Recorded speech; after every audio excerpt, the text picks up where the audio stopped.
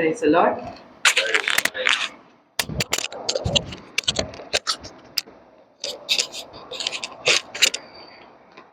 ఈరోజు దేవుని సన్నిధానంలో మనము ఆరాధన కొరకు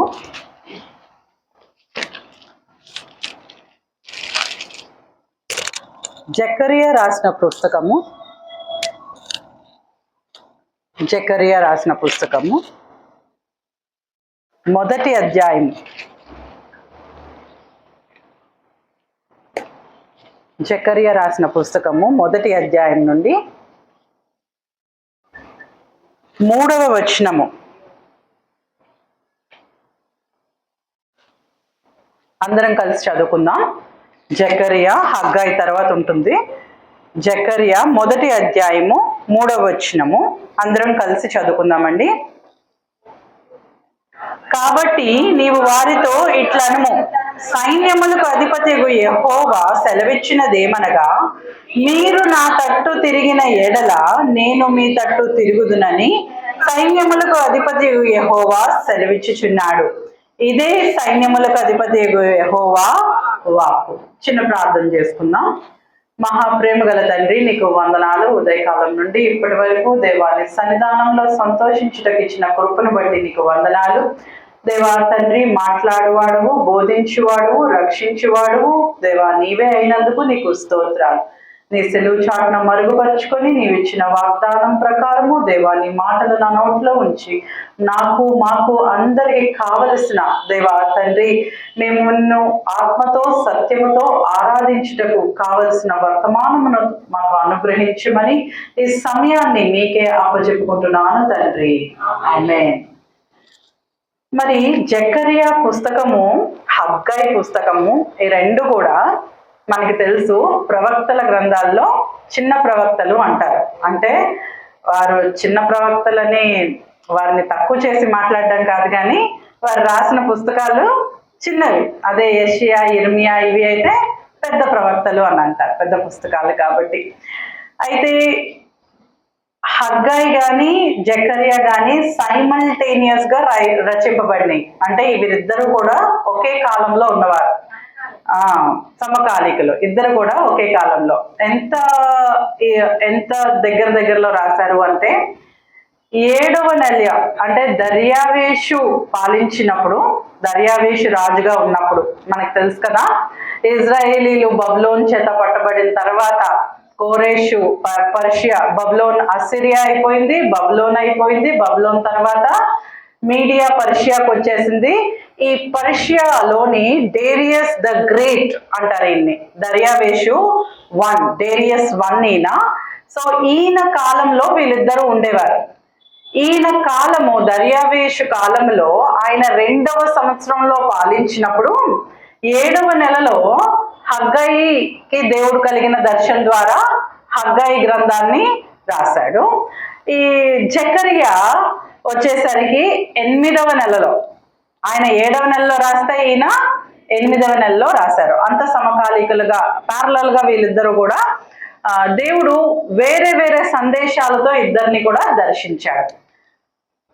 హగ్గాయితో మాట్లాడుతూ దేవుడు ఏమన్నాడంటే, ఇదిగో మీరు తిరిగి వచ్చేసి 16 సంవత్సరాలు అయింది, 16 సంవత్సరాలు అయిపోయింది, మీరు ఇంకా నా మందిరాన్ని కట్టడానికి సమయం రాలేదు అని అనుకుంటున్నారు. మీరేమో సరంబి వేసి నీళ్ళల్లో ఉన్నారు, నా మందిరం ఏమో కుప్పకూలిపోయి ఉన్నది, ఎవరు దాని గురించి పట్టించుకోవట్లేదు అని చెప్పి దేవుడు వారి హృదయాల్ని ప్రేరేపించి వారందరినీ కూడా, అంటే ఆ కాలంలో ప్రధాన యాజకుడైన యెహోషువ మరి జెరుబ్బాబెల్ని దేవుడు లేవనెత్తుకున్నాడు. మరి 8వ నెలలో దేవుడు జకరియాతో మాట్లాడతా ఈ మాటలు మాట్లాడుతున్నాడు. ఏం మాటలు? ప్రజలతో మాట్లాడుతున్నాడు. ఏమని అంటున్నాడు అంటే, మీరు నా తట్టు తిరిగిన ఎడల నేను మీ తట్టు తిరుగుదునని సైన్యములకు అధిపతియగు యెహోవా సెలవిచ్చుచున్నాడు. మనము లేఖనాల్లో చూసినట్లయితే ఆది నుండి అంతం వరకు ఇదే మెసేజ్ ప్రతి ఒక్క గ్రంథంలో ఉంటుంది. ఆది నుండి మీరు తీసుకోండి, ఆదాము దగ్గర నుండి నోవహు కాలంలో కూడా దేవుడు ఏం చెప్పాడండి? Call for repentance. మీరు తిరిగి నా వైపు తిరగండి, మీరు తిరిగి నా దగ్గరికి రండి. యెషయా ద్వారా, ఇర్మియా ద్వారా, ప్రతి ప్రవక్తల ద్వారా దేవుని యొక్క మెయిన్ థీమ్ ఆయన గ్రంథంలో, ఆయన లేఖనాల్లో ఏంటి అని అంటే, మీరు తిరిగి నా వైపు మల్లుకోవాలి. ఇంగ్లీష్ లో ఏమని రాయబడి ఉందంటే, రిటర్న్ టు మీ. ఏమని రాయబడి ఉంది? Return to me says the lord. Return అంటే ఏంటండి? రీటర్న్. ఏం చేయాలా? తిరగాలి. అంటే మనము ఆలోచించుకోండి, ఏదో ఊరు వెళ్తున్నాం, ఆ ఊరు ఒకవైపు మనం వెళ్ళాలి, కానీ మనం తప్పు త్రోవలో వెళ్ళగానే ఏం చెప్తారు? మన పక్క వాళ్ళని ఎవరైనా అడిగామనుకోండి, ఎటువైపు వెళ్ళాలి ఏంటంటే వాళ్ళు ఏం చెప్తారు? సరైన త్రోవను చూపిస్తారు. ఇటువైపు కాదమ్మా, ఈ దారి కాదమ్మా, అటు అని అంటే అది ఎంత దూరమైనా మనం ఏం చేయాల్సి వస్తుంది? దాని వైపు తిరగాలి. అయితే దేవుడు అంటున్న మాట ఏంటంటే, మీరు నా వైపు తిరిగిన ఎడల అంటే దాని అర్థం ఏంటి? మీరు నా వైపు తిరగాలి అంటే మన ప్రవర్తన, మన నడవడిక, మన మాట, మన హృదయము ప్రతీది కూడా ఏం చేయాలంట? ఆయన తట్టు తిరగాలి. ఇదే వచ్చినాం కదా, కొన్ని వారాల క్రిందట కూడా మనం చెప్పుకున్నాం. యేసు వైపు చూచుచూ ఓపికతో మనం ఏం చేయాలంట? పందెంలో పరిగెట్టాలా. యేసు వైపు చూస్తానే పరిగెట్టాలనుకున్నాం కదా. మరి ఆయన వైపు చూచుచూ పరిగెత్తాలి అని అంటే ముందు ఆయన ఎటు ఉన్నాడో చూసి మనం ఏం చేయాలి? ఆయన వైపుకు తిరగాలి.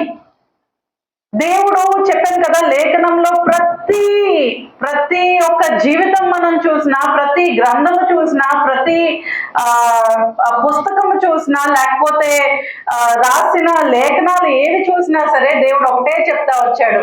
చూడండి, నూతన నిబంధనల గ్రంథంలో కూడా యోహాను బాప్తిసమిచ్చి యోహాను ద్వారా ఏం చెప్పాడు?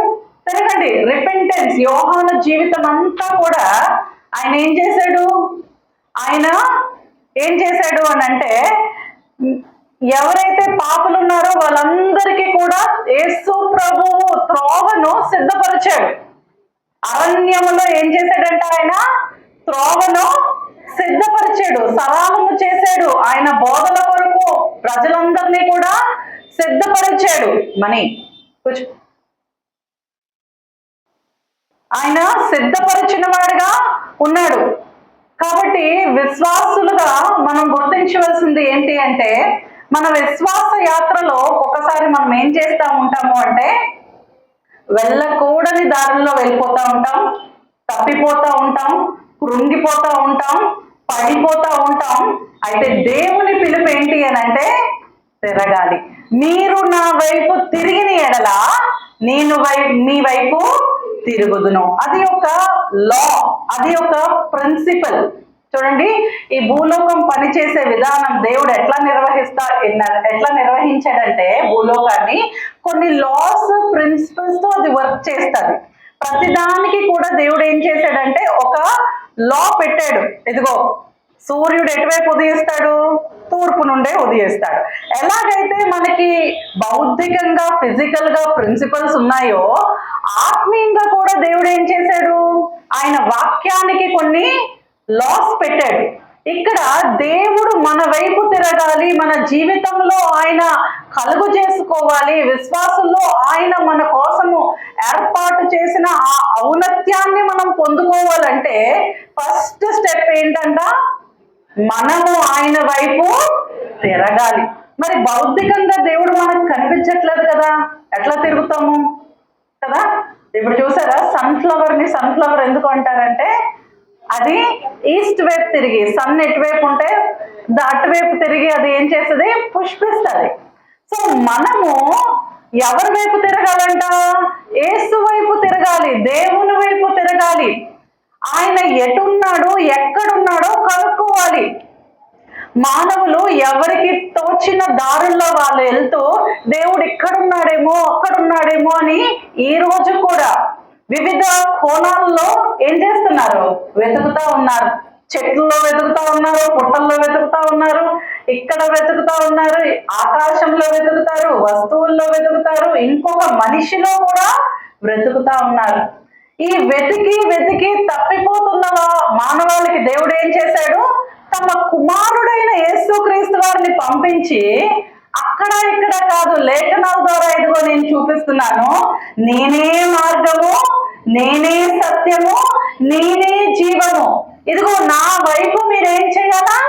తిరగాలి. సరే, ఆయన వైపు తిరగాలి. మనము ఎంత త్రోవ తప్పిపోయినా, ఇందాక మనం అనుకున్నాం కదా, మనము అనుకున్న ప్రదేశానికి వెళ్ళడానికి మనం ఎంత దూరంలో వెళ్ళిపోయినా మనం ఏం చేస్తామండి? తిరిగి మళ్ళీ వస్తాం. ఒక మనిషి ఎంత పాపంలో పడిపోయినా సరే, ఏది సరి అయిన దారో తెలుసుకున్నప్పుడు, ఇది కరెక్ట్ కాదు అని తెలుసుకున్నప్పుడు దేవుడు ఇస్తున్న పిలుపు ఏంటంటే, మీరు తిరిగి నా వైపునకు రావాలి. అదొక్కటే మార్గం ఉన్నది. సరే, ఆయన వైపు మనం ఎందుకు తిరగాలి? ఆయన వైపు ఆయన చెప్పినట్టు తిరిగితే మనకి ఏమి కలుగుతుంది అనేది కొన్ని వచనాల ద్వారా మనం చూసుకుంటే మనకు అర్థమవుతుంది. దేవుడు మనకేమై ఉన్నాడు. ఆయన ఇప్పుడు మనం చదువుకునే ప్రతి వచనంలో కూడా మీరు తిరగండి అని వ్రాయబడి ఉంటది. మీరు ఎందుకు తిరగాలి అని అంటే, నేను మీకు ఫలానా అయ్యున్నాను కాబట్టి మీరు తిరగాలి అని చెప్తాడు. సో మనము అది గ్రహించినప్పుడు ఆటోమేటిక్ గా మనం ఏ పరిస్థితుల్లో ఉన్నా, అంటే నోటి మాటతో మనము చెప్పడము కాదు, కానీ దేవా నువ్వు నాకు ఇది అయ్యున్నావు కాబట్టి నేను వెంటనే నా ప్రవర్తనతో నీ వైపు తిరుగుతాను అని మనం గ్రహించేవారుగా ఉంటాం. ముందుగా చూడండి, ఇర్మియా రాసిన ఇర్మియా గ్రంథము 3వ అధ్యాయము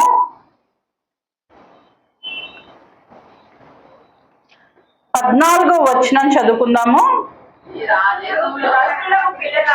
భ్రష్టులకు పిల్లలారా తిరిగి రండి,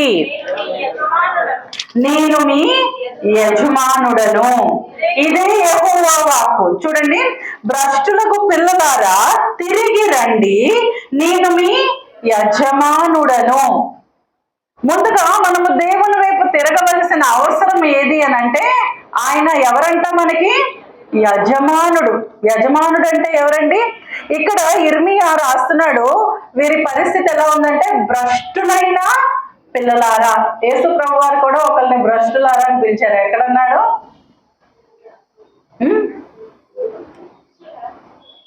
పరిసయ్యుల్ని, ఇజ్రాయేలీ ప్రజలందరినీ యోచిస్తూ ఆయన చెప్తాడు, మేము అబ్రహాము సంతానము అంటే వారి నిజస్థితిని వారికి చూపిస్తాడు. మనం కూడా చాలా సార్లు నేను విశ్వాసిని, నేను చాలా చక్కగా నాకు నచ్చిన రీతిలో, నేను చేయగలిగిన రీతిలో నేను దేవునికి ఏం చేయాలో అది చేస్తాను అనుకుంటాను. కానీ నిజముగా మనం దేవుని దగ్గరికి వెళ్ళినప్పుడు ఆయన మన గురించి ఏమనుకుంటున్నాడో ఆయన స్పష్టంగా మనకి మాట్లాడతాడు, చెప్తాడు. ఇవాళ ఇక్కడ కూర్చున్న మనం అందరం కూడా దేవునికి ఏం చేస్తాం అనుకొని వచ్చాము? మనము ఆరాధన, మన ఆరాధనలు, మన కృతజ్ఞతలు దేవునికి అర్పించాలని మనం ఇక్కడ కూర్చున్నాం. మరి మనము ఆయన ఎవరు అని గ్రహిస్తేనే కదా ఆయన మనకి యజమాని అయి ఉన్నాడు అని ఇక్కడ చెప్తున్నాడు. దేవా నీవు నా యజమానివి. యజమాని అంటే ఏంటో మనము గ్రహించాలి. ఎవరండి యజమాని? యజమాని అంటే మాస్టర్. యజమాని అంటే ఎవరు? మాస్టర్. మీరు నా దాసులు. ఆయన అనేక మార్లు వివిధ రకాలుగా మనల్ని పోల్చాడు. మీరు నా పిల్లలు అన్నాడు, మీరు నా స్నేహితులు అన్నాడు. మనము మర్చిపోకూడనిది ఏంటంటే, మనం ఎవరమంట? ఆయన దాసులము, ఆయన సేవకులము, ఆయన చేత పిలవబడిన వారము. ఇంగ్లీష్ లో యజమానిని ఏమంటారంటే మాస్టర్. మాస్టర్. యజమాని ఎట్లాగా చెప్తే దాసులు ఏం చేయాలండి? అట్లాగనే చెయ్యాల. అంతే తప్పించి వారి సొంత మార్గంలో చేయడానికి లేదు. ఆయన ఏం చెప్తే అది మనము అట్లాగా చెయ్యాలా. అయితే దేవుని వాక్య ప్రకారంగా ఆయన మన యజమాని అని మనం గుర్తించాలా. ఈ యొక్క వాక్యంలో మనము మిగతావి కూడా యజమానులుగా పెట్టుకుంటామంట. ఒక్కొక్కసారి మనం సిరికి మీరు దాసులైతిరి అన్నాడు. దేనికంట? సిరి అంటే ఏంటి? డబ్బులు. ఎవ్వరు కూడా దేవునికి, సిరికి దాసులై ఉండలేరు. ఇవాళ మనల్ని మనము దేవునికి ఆరాధన చెల్లించే ముందు ఒకసారి మన హృదయాన్ని పరీక్షించుకుందాం. మన యజమాని ఎవరు? మనము ఆయన తట్టు తిరగాలి. ఒకవేళ నీవు యేసు ప్రభువుని కాకుండా ఇంకా దేనినైనా యజమానిగా నీకు తెలియకుండా ఉంచుకున్నావేమో. నిన్ను శాసిస్తుంది ఎవరో? దేవుని వాక్యము తేట తెల్లంగా అడుగుతుంది. నీ యజమాని ఎవరు? నీ యజమాని దేవుడా? నీ యజమాని సిరియా? లేకపోతే నీ యజమాని లోకమా? నీ యజమాని లోకపు ఆశలా? నీ యజమాని నీ శరీరమా? నీ యజమాని కొంతమందికి వారి మనస్సు అంటే భావోద్వేగాలు, వాళ్ళు ఇలా అన్నారు, వీళ్ళు ఇలా అన్నారు. ఇంకా అదే దేవుని వాక్యం ఏమి చెప్తుందో అది కాదు. ఒక సులువైన పద్ధతి, మన యజమాని ఎవరో మనం తెలుసుకోవాలి అని అంటే మన మనస్సు ఎవరి మీద ఎక్కువ ఉన్నది, దేని గురించి నువ్వు ఎక్కువగా ఆలోచిస్తున్నావో అది నిన్ను నియంత్రిస్తుంది అని అర్థం. ఒకవేళ నీవు నీ పక్కింటి వాళ్ళ గురించి, వీళ్ళన్న వాళ్ళ గురించి, లేకపోతే నీ యొక్క రక్త సంబంధుల గురించి, నీ స్నేహితుల గురించి ఎక్కువ పట్టించుకున్నావు అనుకోండి, వాళ్ళు నీకు ఏమైపోయారు? యజమానులు అయిపోయారు. లేకపోతే ఎంతసేపు నీ యొక్క తలంపులన్నీ కూడా సంపాదన వైపు ఉన్నదనుకోండి, వాళ్ళు నీకు యజమానులు అయిపోయారు. లేకపోతే ఎంతసేపు కూడా నీ పిల్లల గురించి ఆలోచిస్తున్నావు అనుకోండి, వాళ్ళు నీకు యజమానులు అయిపోయారు. దేవుని వాక్యం చెప్తుంది మనమంట మన హృదయం అంతటితో ఆయన వైపు తిరగాల. మనం ఆరాధించినా ఇప్పుడు ఎలా ఆరాధించాలని దేవుడు కోరుకున్నాడు? ఆత్మతో సత్యముతో మన హృదయం అంతటితో ఆయన్ని ప్రేమించాలా, యజమానిగా గుర్తించాలా. చూడండి, మన పైన అధికారి ఉన్నప్పుడు మనం పని ఎలా చేస్తామో, మన పైన అధికారి లేనప్పుడు మన ప్రవర్తన ఎలా ఉంటది? ఒక రిలాక్సేషన్ ఉంటది. ఆయన ఈ భూలోకంలో ఉన్నప్పుడు అనేక మార్లు ఎన్నో ఉపమానాలని చెప్తూ, చాలా ఉపమానాలు యజమానిగా ఆయన్ని తను తాను ఏం చేశాడు? సంబోధించుకున్నాడు. ఇదిగో ఒక యజమానుడు ఉన్నాడు, ఆ యజమానుడు తలాంతులు ఇచ్చాడంట, ఒకరికి 10 ఇచ్చాడంట, ఒకరికి 5 ఇచ్చాడంట, ఒకరికి 1 ఇచ్చాడంట, దూరదేశం వెళ్ళిపోయాడంట, మళ్ళీ తిరిగి వచ్చి ఏం చేస్తాడంట? లెక్కప్ప చెప్పుకుంటాడు. ప్రియ విశ్వాసి, నీ యజమాని కొంత దూరంలోనే ఉన్నాడు. జరుగుతున్న పరిస్థితులన్నీ కూడా మనము ఆయన్ని ముఖాముఖిగా చూసే దినాలు చాలా త్వరలో ఉన్నాయి. మన యజమాని తిరిగి వస్తాడని, మన యజమానికి మనము లెక్కప్ప చెప్పుకోవాలని ఆ యొక్క తలంపు మనలో ఉంటే భయముతో బ్రతుకుతాం. ఆయన మన యజమాని అని గుర్తిస్తాం. ఇష్టం వచ్చినట్టు మాట్లాడలేము, ఇష్టం వచ్చినట్టు ప్రవర్తించలేము, మన దారులు మనమంతటా మనము వేసుకోలేము. ప్రతి పరిస్థితికి కూడా దేవుని దగ్గరికి వెళ్తాం. ప్రవ్వా, నువ్వు నా యజమాని కదా, ఈ యజమానిగా ఉండి ప్రవ్వా ఈ పరిస్థితిలో నేనేం చేయాలి అని అడుగుతావు. చూడండి, నీ యజమాని ఉన్నాడంటే నీకు ఇష్టమైనట్టుగా నువ్వు ఇంట్లో ఏదైనా చేస్తానంటే ఆయన ఒప్పుకుంటాడా? లేదు. ఆయన అడగాలి, నేను ఇట్లా చెయ్యొచ్చా అని అడగాలి. ఏ నాడైతే నువ్వు దేవుని యజమానిగా గుర్తించవో ఆ రోజు నువ్వేం చేస్తావు తెలుసా? ఇష్టం వచ్చినట్టు ప్రవర్తిస్తావు. నీ జీవితంతో నీకు ఇష్టమైనట్టుగా నీవు దాన్ని మలుచుకోవడానికి ఇది చేస్తావు. ఈ రోజు దేవుడిస్తున్న పిలుపు ఏంటంటే తిరిగి రండి. ఎటువైపు మలుకోవాలంట? మనము ఆయన వైపు తిరగాలి. ఇదిగో నేను పలానాది తర్వాత ఒక 4 సంవత్సరాల తర్వాత నేను చేస్తాను. ఇదిగో నేను సంపూర్ణంగా దేవుడు, ఇదిగో నా పాపాలు ఇంకా కొన్ని ఉన్నాయి, చిన్న చిన్నవే, పర్వాలేదు, ఇంకొక ఇది అయిపోయిన తర్వాత నేను చేస్తాను అట్లా అనుకోవడానికి యజమాని మనకి ఏం చేయలేదు? పర్మిషన్ ఇవ్వలే. అంటే నువ్వు ఇంకా యేసుక్రీస్తుని స్వంత రక్షకునిగా నువ్వేం చేయలేదు? సంపూర్ణంగా లోబడలేదు. యజమానికి నీవు ఏం చేయలేదు? అప్పచెప్పుకోలేదు. ఏ దాసుడైతే సంపూర్ణంగా దేవునికి అప్పచెప్పుకుంటాడో వానితోనే ఆయన పని చేయించుకోగలడు. యోనాని తీసుకుందాం మనం. యోనా దేవుని దాసుడా కాదా? దేవుని దాసుడే. నేను జీవము గల దేవుని ప్రవక్తను అని చెప్తాడు. అయితే యోనా చాలా సేపటి వరకు ఏం చేశాడు? యజమానికి అప్పచెప్పుకోలేదు. అప్పచెప్పుకోనంత కాలము కూడా దేవుడు యోనాని ఎందుకు పిలుచుకున్నాడో చూడండి. మనం చిన్న ప్రవక్తల గ్రంథాలన్నీ చూసినట్లయితే ఒక్కొక్కరిని ఒక్కొక్క ప్రదేశంలో ఒక రాజు క్రింద ప్రవక్తగా పెట్టాడు. ఆ జనుల కోసం ఆ సమయంలో వారిని పెట్టాడు. ఈ రోజు కూడా మన కోసం దైవ సేవకుల్ని ఒక్కొక్క కాలంలో ఒక్కొక్కరిని పెట్టాడు. అట్లాగా ఆ సమయంలో యోనాని నినివే కోసమే పెట్టాడు. దేవుడు నిన్ను రక్షించుకున్నప్పుడు నీకు కూడా ఒక ప్రణాళిక వేశాడు.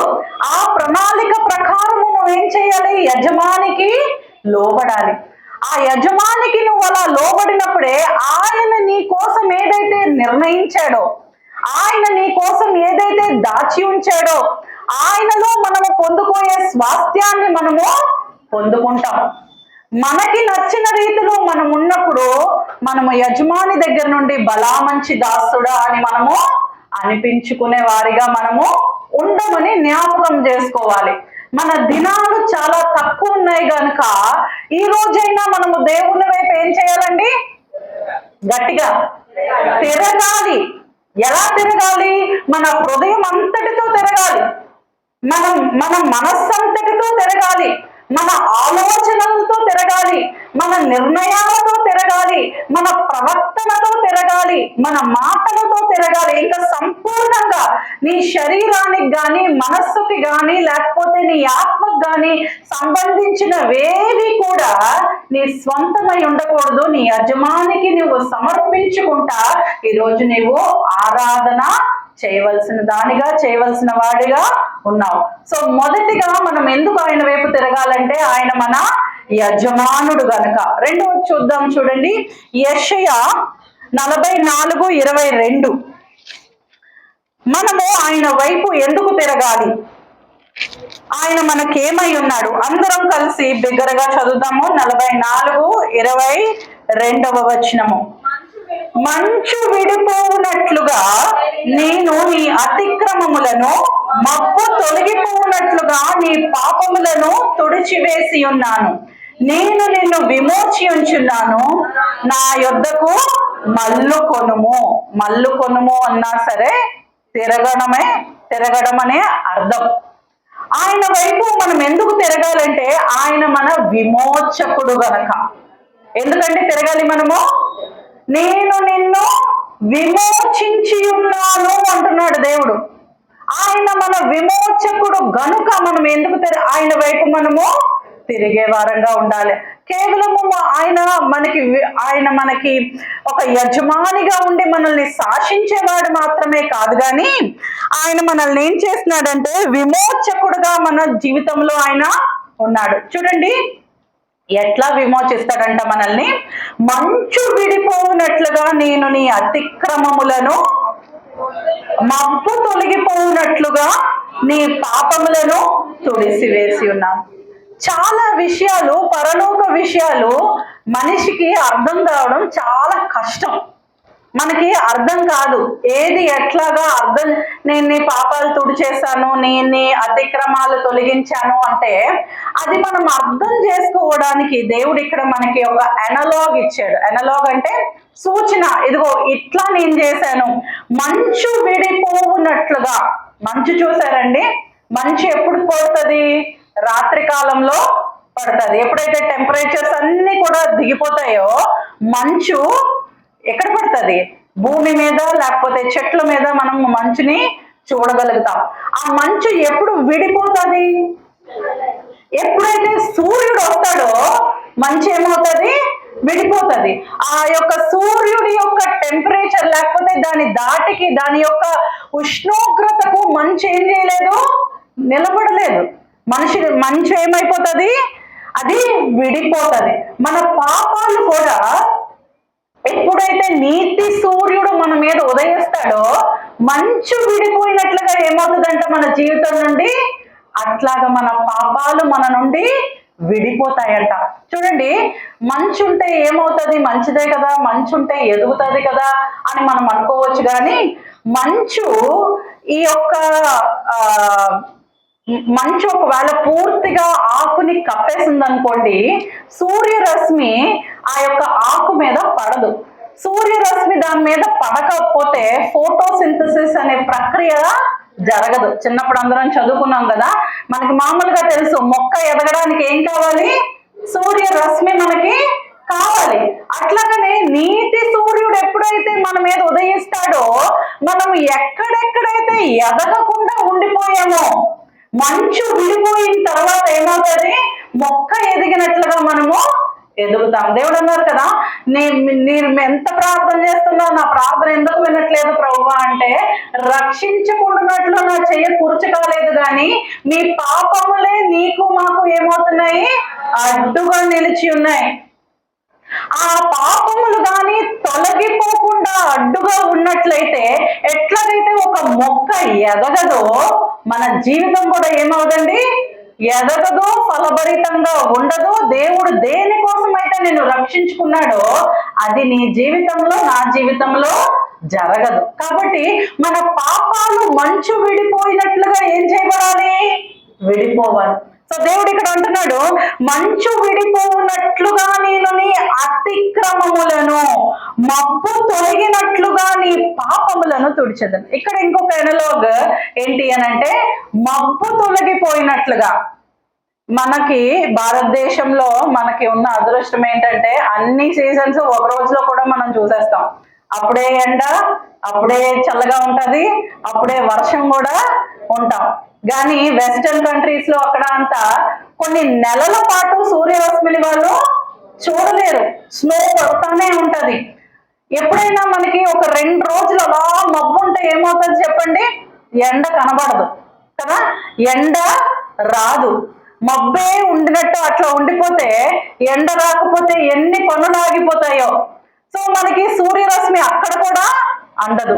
అక్కడ కూడా దేవుడు తను తాను నీతి సూర్యునిగా పోల్చుకుంటాడు. మబ్బు చూసారా, మబ్బు ఎప్పుడు కూడా అక్కడే ఉండిపోదు. మబ్బు ఎప్పుడైనా అక్కడే ఉండిపోతుందా, అలా వస్తా ఉంటది, అటువైపు వెళ్తా ఉంటది. అదే ఇక్కడ చెప్తున్నాడు, మబ్బు తొలగిపోనట్లుగా. మబ్బుని ఎట్లాగైతే తొలగించగలగనో, మబ్బు ఎట్లాగైతే ఒక చోట ఉండకుండా అట్లా వెళ్ళిపోతుందో, మబ్బు తొలగిపోయినట్లుగా తొలగిపోయిన తర్వాత నీతి సూర్యుడు నీ మీద ఉదయిస్తాడు. మబ్బు తొలగినట్లుగా నీ పాపములను తుడిచివేసి ఉన్నాను, నేను నిన్ను విమోచించి ఉన్నాను. ఆయన మన విమోచకుడుగా ఎలా మారాడు అని అంటే, మన అతిక్రమములను ఆయన ఏం చేశాడు, విడిపోనట్లుగా చేశాడు. మన పాపములను ఆయన తుడిచి వేశాడు. ఆయన మన విమోచకుడుగా ఉన్నాడు కనుక ఆయన ఏం చెప్తున్నాడు, నా యొద్దకు మల్లుకొనుము, నువ్వు నా వైపు తిరగాలి. మనము ఏ పరిస్థితిలో ఉన్నానో ఆయన ఒక్కడే మన విమోచకుడు. ఒకరి పాపముల నుండి వాడిని రక్షించగలిగిన వాడు ఎవడు, ఆయన ఒక్కడే. ఈ భూలోకంలో గాని, పరలోకంలో గాని, భూమి కింద గాని. అదే కదా మొదటి ఆజ్ఞ, ఇజ్రాయేలీలకు ఇవ్వబడిన మొదటి ఆజ్ఞ అదే కదా. ఏంటి, పైన ఆకాశం అందే గాని, కింద భూమి అందే గాని, భూమి కింద నీళ్ళ అందే గాని మరి ఏ దేవుడునో లేడు. ఆయన తప్ప విమోచకుడు ఎవ్వడూ లేడు. ఆయన తప్ప మన పాపములను తొలగించడానికి శక్తిమంతుడు ఇంకెవడు కూడా లేడు. ఆయన తప్ప మన అతిక్రమములను తుడిచివేయగలడు ఇంకా ఎవరు కూడా లేరు. ఎప్పుడైతే ఆయన నా యజమాని అని నువ్వు గుర్తిస్తావో, నువ్వు ఆయన హృదయపూర్వకంగా దాసురాలి వలె, దాసుని వలె ఆయన ఏం చేస్తావు, ఆరాధిస్తావు. ఎప్పుడైతే ఆయన ఒక్కడే విమోచకుడు, ఆ ఒక్క విమోచకుడు తప్ప ఇంకెవ్వరూ లేరు, ఆయన నా విమోచకుడై ఉన్నాడు అని నువ్వు గుర్తిస్తావో, వెంటనే నువ్వేం చేస్తావు, హృదయపూర్వకంగా నువ్వు ఆయన వైపు తిరిగి ఆయన్ని ఆరాధిస్తావు. దేవుడు మనం ఏమీ గుర్తించకుండా ఆయన దగ్గరికి వెళ్ళిపోయి, దేవా నీకు వందనాలు, స్తుతులు, నీకు ఆరాధనలు అని చెప్తే బయటికి రమ్యముగా వినిపించవచ్చు, కానీ దేవునికి అది ఇంత కూడా అసలు స్వీకరించబడదు. దేవునికి ఇష్టం లేని ఏది కూడా దేవుడు ఆయన అంగీకరించడు. చూడండి, కయ్యను హేబేలు ఇద్దరు అర్పించారా లేదా, ఆ అర్పణలు అందరూ తీసుకొస్తారు, అర్పణలు అందరూ తీసుకొస్తారు. ఏ అర్పణలు స్వీకరించబడతాయి, ఏ అర్పణలు స్వీకరించబడేవనేది నిర్ణయించేది దేవుడు. ఎవరి హృదయాలైతే ఆయన్ని యజమానిగా గుర్తిస్తాయో, ఎవరి హృదయాలైతే ఆయన్ని దేవునిగా గుర్తిస్తాయో, వారి అర్పణలను దేవుడు ఏం చేస్తాడు, స్వీకరిస్తాడు. ఆయన మన హృదయాల్ని చూచే దేవుడు. చూద్దాము ఇంకా ఆయన మనకేమై ఉన్నాడు. ఇర్మియా 31:9. ఈ వాక్యం వింటుండగా నీ హృదయము పూర్తిగా ఆయన వైపు తిరగాలి. అందరు తీర్చేద్దామా. 31:9. ఆ వారు ఏడ్చుచూ వచ్చెదరు, వారు నన్ను ప్రార్థించుచుండగా నేను వారిని నడిపించుదును. వారి తొట్రిల్లకుండా చక్కగా పోవు బాటను, నీళ్ల కాలువ యొద్దను వారిని నడిపించును. ఇజ్రాయేలీలకు నేను తండ్రిని కానా, ఎఫ్రాయిము నా జ్యేష్ఠ కుమారుడు కాడా. మరి ఇంకా ఆయన వైపు మనం ఎందుకు తిరగాలి అని అంటే, ఆయన ఎవరంటండి మనకి తండ్రి. ఆయన యజమానిగా మాత్రమే తను తాను పోల్చుకోవట్లేదు కానీ ఆయన మన తండ్రిగా, మనము ఆయన బిడ్డలముగా దేవుడు ఇక్కడ చెప్తా ఉన్నాడు. ఒక తండ్రి ఏం చేస్తాడో అక్కడ చెప్తున్నారు. నువ్వు ఏడుస్తూ వచ్చినప్పుడు ఆయన ఏం చేస్తాడంట, నీ ప్రార్థన ఆలకిస్తాడంట. నేను వారిని నడిపించుదును. ఒక తండ్రి ప్రార్థన వింటాడు, ఒక తండ్రి ఏం చేస్తాడు, నడిపిస్తాడు. తొట్టిల్లకుండా చక్కగా పోవు బాటను నీళ్ల కాలువల యొద్ద వారిని నడిపించదును. దేవుడు నేను ప్రార్థించుండగా వింటాను, నేను నడిపిస్తానని చెప్తున్నాడు. ఎక్కడ నడిపిస్తాడో కూడా ఆయన చెప్తున్నాడు. ఈ రోజు మనం ఆరాధనలు అర్పించుకోవడానికి వచ్చిన వారమై ఉన్నాము. ఆయనను యజమానిగా గుర్తించాలి, ఆయనను విమోచకునిగా గుర్తించాలి, ఆయన మనల్ని నడిపించే తండ్రిగా గుర్తించాలి, మన ప్రార్థనలు వినే తండ్రిగా గుర్తించాలి. చూడండి, ఇక్కడ ప్రార్థన వినే దేవుడిని అనే కన్నా ప్రార్థన వినే తండ్రి అని అంటున్నాడు, నడిపించే తండ్రి అని అంటున్నాడు. ఒక బిడ్డ పుట్టగానే ఏం చేస్తాడు, నడిచేస్తాడా? పాకడం కూడా ఏం చెప్తారు, తండ్రి తల్లి ఏం చేస్తారు, వాళ్ళు ఎక్కడ పాకాలి, ఒకవేళ ఆ గరుగ్గా ఉన్న దాని మీద పాకితే నొప్పి వస్తుందని చెప్పి ఎక్కడ పెట్టాలో అక్కడ పెడతారు. నడిచినప్పుడు ఏం చేస్తారు, పక్కనే చెయ్యి పట్టుకొని నడిపిస్తా ఉంటారు. తొట్టిల్లకుండా అంటున్నాడు. తొట్టిల్లకుండా అంటే అర్థం ఏంటి, పడిపోకుండా. నీ విశ్వాస జీవితంలో, నీ యొక్క విశ్వాస యాత్రలో ఎల్లకాలము పడిపోతున్నావు, ఇంకా అందులో లెగటం లేదు, లేకపోతే అక్కడే ఉండిపోతున్నావు అంటే దాని అర్థం ఏంటంటే నీ తండ్రి చెయ్యి నువ్వు ఇంకా పట్టుకోలేదు, ఆయన్ని తండ్రిగా నువ్వు ఏం చేయలేదు, స్వీకరించలేదు. తండ్రి ఏం చేస్తాడు, నడిపిస్తాడు. చూడండి, ఆయన ఎక్కడ నడిపిస్తానంటున్నాడు. ఈ యొక్క మాట గ్రహించినట్లయితే మన జీవితంలో మనం ఎప్పుడు కూడా కృంగిపోము. ఎందుకో తెలుసా, వారు తొట్టిల్లకుండా చక్కగా పోవు బాటను నీళ్ల కాలువల యొద్ద వారిని నడిపింతును. దేవుడు నడిపించే మార్గము ఎప్పుడు కూడా ఎక్కడికి నడిపిస్తుందంట, నీళ్ల కాలువల యొద్ద వారిని నడిపింతును. చాలా సార్లు మనకి ఎడారిలా కనిపిస్తుంది, అరణ్యంలో కనిపిస్తుంది. ఏ మాత్రము నిరీక్షణ లేని మార్గంలో మనం వెళ్తున్నామని, ఏ దిక్కు లేని మార్గంలో మనం వెళ్తున్నాము అని మనకి కనిపిస్తుంది. కానీ మనము ఈ వాక్యమును బట్టి ఏమని అర్థం చేసుకోవాలి, ఏమని గుర్తించాలి అని అంటే, ఇది ఏ మార్గము, నీళ్ళ కాలువల యొద్దకు నేను నడిపించబడుతున్నాను. మనకి బాగా పరిచయమైన కీర్తన 23వ కీర్తనలో ఆయన ఏమంటున్నాడు, ఎక్కడికి నడిపిస్తాడంట, పచ్చిక గల చోట్ల ఆయన నన్ను పరుండజేయును, శాంతికరమైన జలముల యొద్దకు నన్ను నడిపించును. దేవుడు ఏర్పాటు చేసిన మార్గం యందు మనం నడిచినప్పుడు ఆ మార్గం ఏ మార్గం అంట, నీళ్ళ కాలువల యొద్ద ఉండే మార్గము, అంటే సమృద్ధినిచ్చే మార్గము. కాకపోతే అదే కొన్ని వచనాల క్రింద ఏమని ఉంటదంటే, గాఢాంధకారములో నేను సంచరించినను ఏ అపాయమునకు నేను భయపడను. అంటే దేవుడు నిన్ను నడిపించే మార్గము ఎక్కడికి తీసుకెళ్తుంది, పచ్చిక గల చోట్లకి తీసుకెళ్తాడు. కానీ ఆ పచ్చిక గల చోట్లకి వెళ్ళడానికి ముందు నువ్వు ఎటు నుండి తీసుకెళ్తాడు దేవుడు, గాఢాంధకారంలో నుండి తీసుకువెళ్తాడు. ఏసేపు జీవితం కానీ మనం జ్ఞాపకం చేసుకున్నట్లయితే ముందు నుండి పచ్చిక గల చోట దేవుడు నడిపించాడా, లేదు, గాఢాంధకర లోయలో తీసుకువెళ్ళబడ్డాడు, అమ్మబడ్డాడు, పొతీఫర్ దగ్గరికి వెళ్ళాడు, అనవసరమైన రాంగ్ కేసెస్ పెట్టారు, దాని తర్వాత జైల్లో త్రోయబడ్డాడు. ఇదంతా ఏంటండి, గాఢాంధకార లోయ. అయితే గాఢాంధకార లోయలో ఎక్కడా కూడా ఏం చేయలేదు యోసేపు, ఎక్కడ కూడా చెయ్యి విడవలేదు. ఎందుకంటే నా దేవుడు నాకు ఇచ్చిన వాగ్దానం, నా దేవుడు నాకు దర్శన రూపేణ ఇచ్చిన వాగ్దానము దేవుడు ఏం చేస్తాడు, నెరవేర్చుకుంటాడు అనే విశ్వాసము చూపించాడు. తండ్రి, భౌతికమైన తండ్రి దూరమైనప్పటికీ కూడా పరలోకపు తండ్రి ఏదైతే చెప్పాడో ఆయన చేస్తాడు, ఆయన నడిపిస్తున్నాడు, ఆయన నా పక్కన ఉన్నాడు అని గుర్తించాడు. దావీదు జీవితంలో గాని యోసేపు జీవితంలో గాని ప్రతిసారి ఒకే మాట రాయబడి ఉంది, యెహోవా అతనికి తోడై ఉండెను గనుక అతడు వర్ధిల్లెను.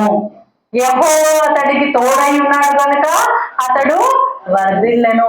దేవుడు మనకి తండ్రిగా తోడై ఉంటే ఈ భూలోకంలో మనకి ఏది కొదువైనా ఆ కొదువును పూర్తి చేయడానికి, మనల్ని నీళ్ళ కాలువల యొద్ద నడిపించడానికి ఆయన తండ్రిగా ఆ స్థానముని తీసుకుంటాడు. కాబట్టి మనము గుర్తించవలసింది ఏంటంటే ఆయన మన యజమాని గనుక ఆయన వైపు మనము తిరగాలి. ఆయన మన విమోచకుడు గనుక ఆయన వైపు మనము తిరగాలి. ఆయన మన తండ్రి, మనల్ని నడిపించేవాడు, మన కోసము ఏర్పాటు చేయబడిన నీళ్ళ కాలువల యొద్ద మనల్ని నడిపిస్తాడు గనుక మనము ఆయన వైపు తిరగాలి. ఇంకొక వచనం చూద్దాము, ఆయన మనకేమై ఉన్నాడో. యెహెజ్కేలు 34, కొన్ని వచనాలు మార్చి చదువుకుందాము. యెహెజ్కేలు 34వ వచనం, 34వ అధ్యాయము, ఎజెకియల్ 34th చాప్టర్ 11 నుండి 16వ వచనం వరకు మనం మార్చి చదువుకుందాం. ప్రభు అయిన యెహోవా సెలవిచ్చినదేమనగా, ఇదిగో నేనే నా గొర్రెలను వెదకి వాటిని కనుగొందును.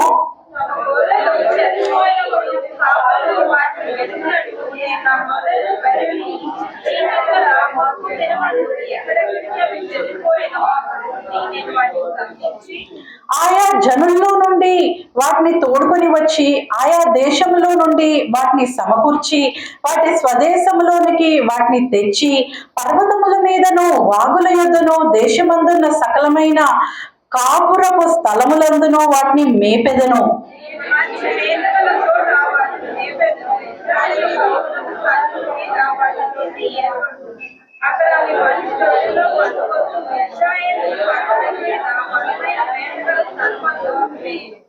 నేనే నా గొర్రెలను మేపి పరుండబెట్టుదును, ఇదే ప్రభువుకు యెహోవా వాక్కు.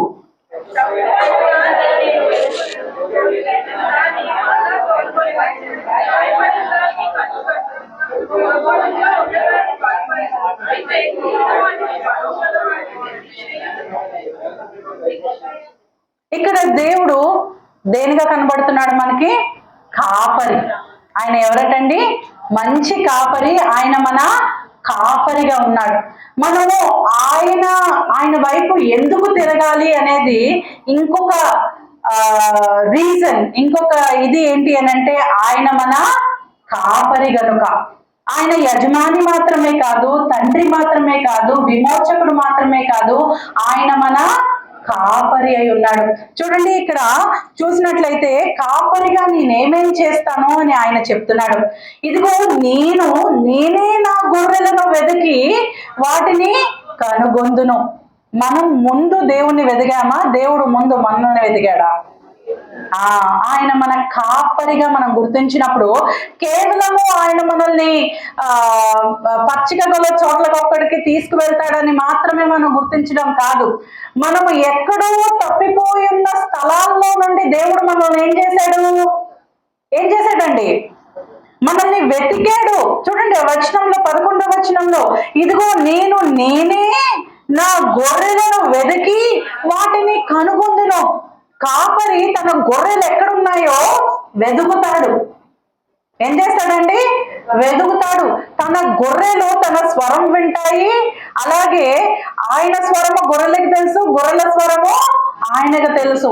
ఇవాళ ఇక్కడ కూర్చున్న మనము ఈ వివిధ రకములైన ప్రదేశాల నుండి వచ్చాము, కుటుంబాల నుండి వచ్చాము, తెగల నుండి వచ్చాము.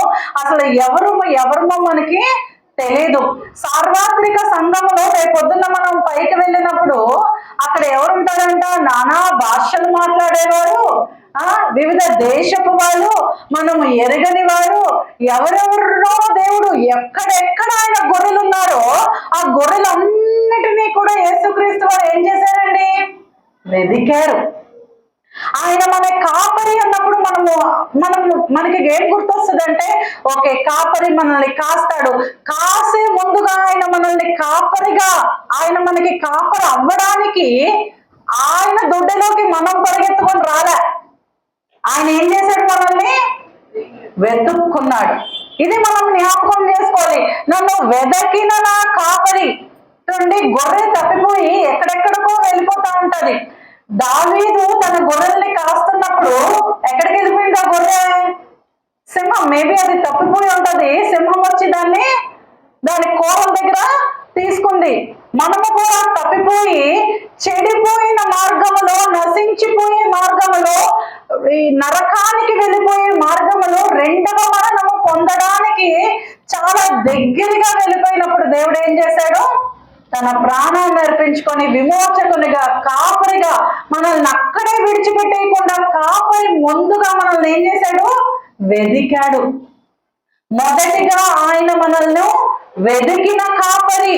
ఇంకెవరు కూడా మనల్ని వెతుక్కొని రాలేదు. చాలా చోట్లకి మనుషుల వాళ్ళంతట వాళ్ళే తెలియకుండా వేరే మార్గంలో వెళ్ళిపోతారు, కానీ సరి అయిన మార్గంలోనికి కాపరి ఒక్కడే, నిజమైన కాపరి ఒక్కడు మాత్రమే, మంచి కాపరి ఒక్కడు మాత్రమే ఏం చేశాడు? వెతుక్కుంటా వచ్చాడు. నశించిపోయే నిన్ను నన్ను ఆ కాపరి తన మందలో చేర్చుకున్నాడు. దీన్ని బట్టి దేవా నీవు నా కాపరివని మనం ఏం చేయాలి? ఆయనకి కృతజ్ఞతలు, ఆరాధనలు అర్పించవలసిన వారమై ఉన్నాం.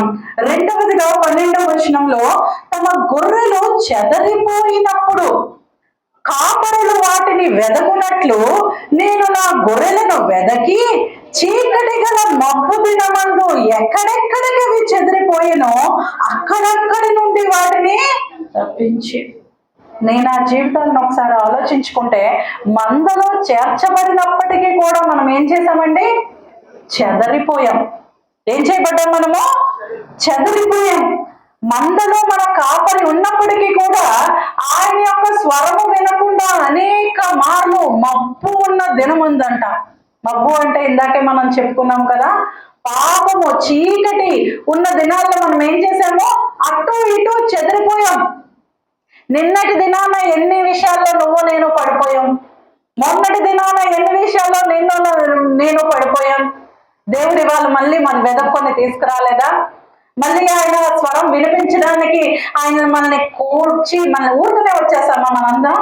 లేకపోతే మన యొక్క డిసిప్లిన్ గా వచ్చామా? లేదు.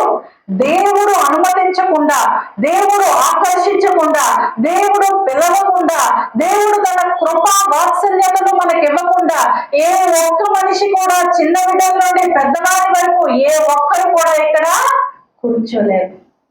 ఆయన స్వరం వినాలని ఆశించేవారు ఎంతో మంది ఈ రోజు బ్రతికి కూడా లేరు. ఆయన స్వరము వినకుండా నశించిపోయిన వారు కూడా అనేకమైన మంది ఉన్నారు. కాబట్టి దేవునికి కృతజ్ఞతలు అర్పించాలి. ఈ కాపరి వెళ్ళు నీకు మంచిగా అవుతుంది అనే కాపరి కాదు. జీతము కొరకు పనిచేసే కాపరి కాదు. నిజమైన కాపరి, తన గొర్రెల కొరకు ప్రాణం పెట్టే కాపరి. ఈ కాపరి వైపు మనము తిరగాలి. నా గొర్రెలు నా స్వరము వినును. ఇవాళ ఆయన స్వరం ఎత్తి ఏం పలుకుతున్నాడంటే, నువ్వు ఏ పరిస్థితిలో ఉన్నావో నా వైపు తిరుగు. నువ్వు ఎక్కడ పడిపోయావో నువ్వు అది గుర్తు తెచ్చుకో. నువ్వు ఎక్కడ పడిపోయావో ఆ స్థితి నుండి నువ్వు తిరిగి నువ్వు దేవుని వైపు మొర పెట్టుకుంటే, ప్రభువా నేను పడిపోయి ఉన్నాను, ప్రభువా నేను చెదిరిపోయి ఉన్నాను, ప్రభువా నా హృదయపూర్వకంగా నీకు ఆరాధన అర్పించడానికి వచ్చాను, కానీ ప్రభువా నేను ఇటువైపు తిరిగి ఉన్నాను. చూడండి, తప్పిపోయిన కుమారుణ్ణి మనం ఆలోచించినట్లయితే ఏం చేశాడు? రాంగ్ టర్న్ తీసుకున్నాడు కదా. తండ్రి వైపు నుండి కాక తండ్రి వైపు తిరగకుండా తండ్రికి ఆపోజిట్ డైరెక్షన్ లో తిరిగిపోయాడు. నాకొద్దు, నాకు రావాల్సింది ఇచ్చే, నేను వెళ్ళిపోతాను అన్నాడు. ఎప్పుడైతే బుద్ధి ఆయనకు వచ్చిందో ఏం చేశాడంట? తిరిగాడు. రిటర్న్. He returned. మనకి బుద్ధి కలిగినప్పుడు, మనకి జ్ఞానోదయం అయినప్పుడు, మనము నిజంగా నా యజమాని, నా కాపరి నా కోసం పిలుస్తున్నాడు, ఆయన స్వరాన్ని గుర్తుపట్టినప్పుడు చాలా మంది వాక్యం వింటారు, చాలా మంది వింటారు. ఇప్పుడు జరుగుతున్న సువార్త విధానం చూసినప్పట్లకైతే మామూలుగా సోషల్ మీడియా చూసినా ఎక్కడో దగ్గర ఏమవుతా ఉంటాయి, వాక్యాలు వస్తానే ఉంటాయి కదా. జనరల్ గ్రూప్స్ లో కూడా ఏదో ఒక వాక్యం వెళ్తానే ఉంటది. ఎంతో మంది వాక్యాన్ని చూస్తారు, వాక్యాన్ని వింటారు, వాక్యాన్ని చదువుతారు కూడా. కానీ కాపరి యొక్క స్వరాన్ని వినేది మటుకు ఆయన గొర్రెలు మాత్రమే. వాళ్ళు ఎక్కడున్నప్పటికీ కూడా ఆయన నేను ఒక సాక్ష్యం విన్నాను. ఒక పెద్ద దైవ సేవకుడు ఉన్నాడు, జబతోని అనుకుంటా, తమిళనాడులోని. ఆయనకి దేవుడు ఒకసారి చెప్పాడంట, ఇదిగో తిరుపతి కొండల దగ్గర, తమిళనాడు అది అటువైపు దగ్గర కాబట్టి తిరుపతి కొండల లోపల, ఓకే, ఆ యొక్క గర్భగుడి దగ్గర ఒక ఆయన నా వాక్యం చదువుతున్నాడు, కానీ ఆయనకు అర్థం కావట్లేదు, నువ్వు వెళ్ళి చెప్పు అని చెప్పినప్పుడు ఆయన చాలాసేపు లోబడలేదంట. నేను అక్కడికి ఎలా వెళ్తాను, అది అపవిత్రమైన స్థలము కదా, నేను అక్కడికి వెళ్ళకూడదు కదా అని చెప్పినప్పుడు చాలా పోరాడాడంట దేవునితో. నేను వెళ్ళనంటే వెళ్ళను, ఇది అసలు దేవుని మాట సాతాను మాట అన్నప్పుడు దేవుడు ప్రేరేపించిన తర్వాత లోపలికి వెళ్తే ఆయన చూశాడంట, అక్కడ గర్భగుడిలో ఉన్న ఒక పూజారి దాచుకొని దేవుని యొక్క నూతన నిబంధన గ్రంథం చదువుతున్నాడంట. నేను అది విన్నప్పుడు నాకు అనిపించింది, ఆయన గొర్రెలు ఎక్కడున్నా ఆయన ఏం చేస్తాడు, ఆయన స్వరాన్ని వినిపిస్తాడు. ఇవాళ మనం ఎంతో మంది సాక్ష్యాలు చూస్తాము, ఎంతో మంది. భక్సింగ్ గారు ఇది చూడండి, ఆయన బైబిల్ ఏం చేశాడు, చింపేశాడు. ఆయన్ని ఇవాళ వేలాది వేల మందికి, లక్షలాది మందికి, ఆయన చనిపోయిన తర్వాత కూడా ఆయన క్రమాన్ని పాటించే సంఘాలని దేవుడు ఏం చేశాడు, లేవనెత్తుకున్నాడు. దేవునికి ఒక జీవితం అప్పచెప్తే అది ఎంతో మందికి ఆశీర్వాద కారణంగా దేవుడు మార్చే దేవుడుగా మన దేవుడు ఉన్నాడు. ఆయన మన కాపరి. మనల్ని ఎవరు పట్టించుకోనప్పుడు, మనము నరక మార్గంలో ఉన్నప్పుడు మనల్ని ఆయన ముందు వెదకి ఆయన మనల్ని పిలుచుకున్న కాపరి. మనము తప్పిపోయినప్పుడు, చెదరిపోయినప్పుడు ఆయన ఏం చేశాడంట, మనల్ని మళ్ళీ తిరిగి వెతికిన కాపరి. అంతేకాదు, ఇవన్నీ వచనాలు చదువుకోవడానికి మనకు సమయం లేదు, కానీ 16వ వచనం ఒకసారి మనం చూద్దాము. తప్పిపోయిన దాన్ని నేను వెదకుదును, తోలివేసిన దాన్ని మరలా తోలుకొని వచ్చేదును, గాయపడిన దాన్ని కట్టుకట్టుదును, దుర్బలముగా ఉన్న దాన్ని బలపరచుదును. అయితే క్రొవ్విన వాటిని, బలమగుల వాటిని శిక్షను మేత పెట్టి లయపరచుదును. కాపరిగా ఆయన 16వ వచనము తన యొక్క గొర్రెల పట్ల నెరవేర్చుకుంటాడు. ఏం చేస్తాడు, తప్పిపోయిన వాటిని ఆయన వెతుకుతాడు, తోలివేసిన వాటిని మరలా తోలుకొని వస్తాడు, గాయపడిన దాన్ని కట్టుకుంటాడు. ఇవాళ ఇక్కడ కూర్చొని ఏ గాయం కలిగి ఉన్నావో ఆ గాయాన్ని కట్టే కాపరి నీకు తన స్వరాన్ని వినిపిస్తున్నాడు. ఆయన బాగు చేయలేని గాయం అంటూ ఏదీ లేదు. మిగతా వాటి చోటుకి వెళ్తే, మిగతా గొర్రెల దగ్గరికి వెళ్తే ఆ గొర్రెలు ఇంకొక గొర్రె గాయాన్ని ఇది చేయగలవా? ఒక గొర్రె ఇంకొక గొర్రె గాయాన్ని కట్టగలదా? లేదు. మనం ఎవరి దగ్గరికి వెళ్ళాలి, కాపరి దగ్గరికి వెళ్ళాలి. కాపరి మాత్రమే గాయాన్ని ఏం చేస్తాడు, కడతాడు. కానీ మనం ఏం చేస్తా ఉంటాం, ఇంకొక గొర్రెల దగ్గరికి వెళ్ళి ఏడుస్తూ ఉంటాం, ఇంకొకరి దగ్గరికి వెళ్ళి ఇదిగో నాకు ఇట్లాంటి గాయమైంది అని చెప్పుకుంటా ఉంటాం. మనం తిరగవలసింది ఎవరి వైపు అంటే కాపరి వైపు తిరగాలి. ఇంకా ఏం చేస్తానంటున్నాడు, దుర్బలముగా ఉన్నదాన్ని బలపరచండి. దుర్బలము అంటే ఏంటండి, బలము లేనిది. చెడ్డ బలము అంటే తక్కువ బలము, శక్తిహీనంగా ఉన్న వాటిని ఏం చేస్తాడంటే ఆయన బలపరుస్తాను అంటాడు. ఎన్నో పరిస్థితుల్లో మనం బలము కోల్పోయిన వారంగా ఉన్నాం. జీవితంలో కొన్ని పరిస్థితులు జరుగుతాయి, దానికి ఎవ్వరు కూడా మనకి ఏం చేయలేరు, బలమును ఇవ్వలేరు. బలము ఇవ్వగలిగింది, బలము కలిగినది, శక్తి కలిగినది ఎవరంటే యేసుక్రీస్తు ప్రభువు వారు మాత్రమే. పౌలు భక్తుడు అంటున్నాడు కదా, నన్ను బలపరచువాని అందే నేను సమస్తము చేయగలను. ఆ మాట, నన్ను బలపరచువాని అందే నేను కొన్ని చేయగలను అనలే, నన్ను బలపరచువాని అందే నేను ఇంత మాత్రమే చేయగలను అనలే, సమస్తము చేయగలను. దేవుడు నా కోసం ఎంతైతే నిర్ణయించాడో ఒక్కటి కూడా తప్పుకోకుండా నేనేం చేయగలను, సమస్తము నేను చేయగలను. మన యొక్క గోల్ అదై ఉండాలి, అనునిత్యము అదై ఉండాలి. కావాలి. ఈ భూలోకంలో నీకు ఇవ్వబడిన సమయంలో దేవుడు నీకు ఏదైతే ప్రణాళిక వేశాడో ఆ ప్రణాళిక దేవుని చిత్తం ఏదైతే ఉందో అది నెరవేర్చుకొని నువ్వు వెళ్ళిపోవాలి. అదొక్కటే నీ గోల్. యేసు ప్రభువు ఈ లోకంలో ఉన్నప్పుడు ప్రతిసారి అదే చెప్పాడు. ఏం చెప్పాడండి? ఇక్కడ నా యొక్క శిష్యులుగా వచ్చిన వాళ్ళకి నేను మంచి ఆస్తుల్ని పెట్టాలి, మా అమ్మగారికి నేను ఇవన్నీ కోటలు కట్టాలనుకున్నాడు. ఆయన ఒకే ఒకటి చెప్పాడు. ఏంటి? తండ్రి చిత్తము నెరవేర్చుటే. ఆఖరికి భోజనం చేయవాలన్నా నాకు వేరే భోజనం ఉంది, నా భోజనం ఏంటంటే తండ్రి చిత్తము నెరవేర్చడం మటుకే. నువ్వు నేను ఎంత జీలస్ గా ఉండాలి, ఎంత రగిలింపబడాలి, మన విశ్వాసంలో మనం ఎంత ముందుకు ఉండాలి అని అంటే, దేవా నువ్వు నాకు చెప్పావు, నేను అది ముగించుకోవాలి. నువ్వు నన్ను పిలిచే లోపలే నువ్వు నా కోసం ఏర్పాటు చేసిన మార్గము, నువ్వు నా కోసం ఏర్పాటు చేసిన పందెమును నేను పరుగెత్తి ముగించబడిన తర్వాత బలా మంచి దాసుడా నేను అదొక్కటే గోల్ పెట్టుకోవాలి. ఈ మధ్యలో నువ్వు నెరవేర్చడానికి కావలసిన శక్తి అంతా కూడా, బలము అంతా కూడా శారీరకంగా కానీ, రెస్పాన్సిబిలిటీస్ నెరవేర్చడానికి మానసికంగా కానీ, లేకపోతే నీకు ఏ కుదురులో ఉన్న దేవుడు ఏం చేసుకుంటాడు? అది సంపూర్తి పరుచుకుంటాడు. దాని గురించి మనం ఆలోచించవలసిన అవసరం లేదు. దేవుడు మనల్ని బలపరుస్తాడు. దేవుడు వైపు మనం తిరిగినప్పుడు, దేవుని వైపు మనం తిరిగినప్పుడు ఆయన ఏం చెప్పాడండి జకర్యాలో?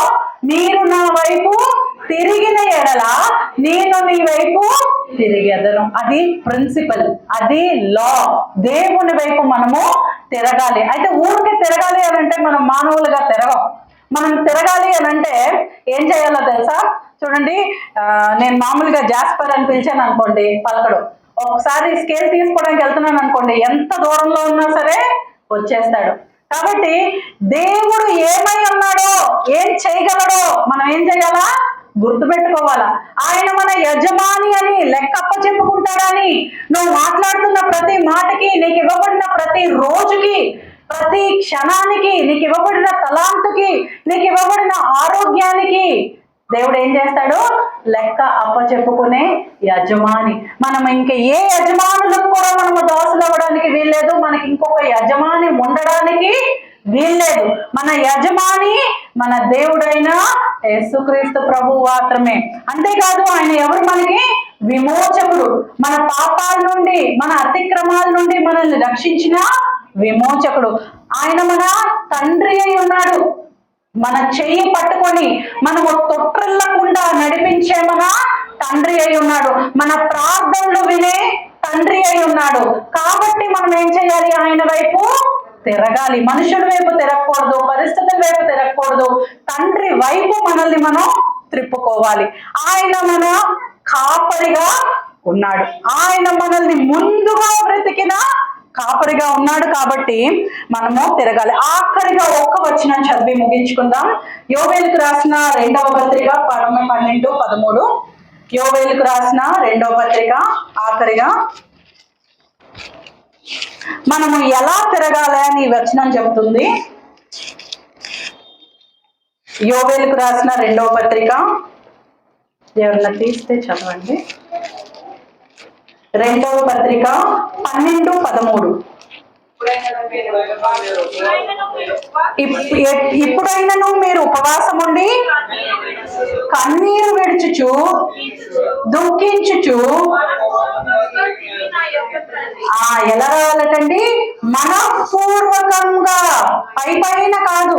పైపైన నువ్వు నా దేవుడివి, నువ్వు నా విమోచకుడివి, నీవు నా తండ్రివి, నీవు నా యజమానుడివి అని చెప్పడం కాదు. ఆయన హృదయ అంతరంగములను పరీక్షించే దేవుడు. ఏం చెప్తున్నాడు అంటే, మనఃపూర్వకంగా మీరు నా వైపు ఏం చేయాలి? తిరగాలి.